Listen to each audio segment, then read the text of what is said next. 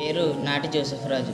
నేను 9వ తరగతి చదువుతున్నాను. డాక్టర్ బిఎస్ రాజు ఏపీఆర్ఎస్ స్కూల్ భూపతిపాలెంలో చదువుతున్నాను. నేను ఈరోజు కంప్యూటర్ ల్యాబ్లో ఒక ప్రాజెక్ట్ చేశాను. అదేంటంటే నేను ఒక షాప్ని తీసుకున్నాను. ఫర్ ఎగ్జాంపుల్ తను కంప్యూటర్ని అమ్మాడు. 54 కంప్యూటర్లనే కొనుక్కున్నాడు.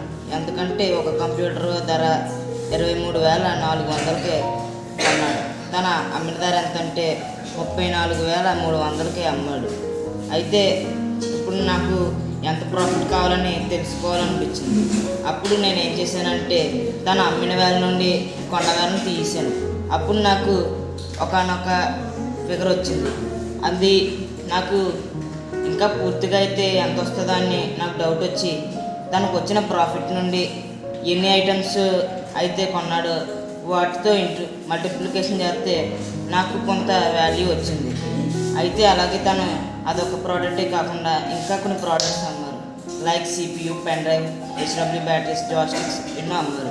వాటికి కూడా అలా చూశాను. అయితే నాకు ఈ ల్యాబ్లో ఏం తెలిసిందంటే ఈ ప్రాజెక్ట్లో మనం ఎలాగా కొన్న వేల నుండి అమ్మిన వేల తెస్తే మనకు ప్రాఫిట్ వస్తుంది.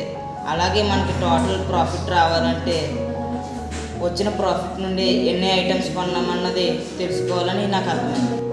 అలాగే ఈ యాప్లో సబ్ట్రాక్షన్, మల్టిప్లికేషన్, డివిజన్, ఎడిషన్ అనే కొన్ని ఫార్ములాస్ నేను నేర్చుకున్నాను. Thank you for giving this golden opportunity.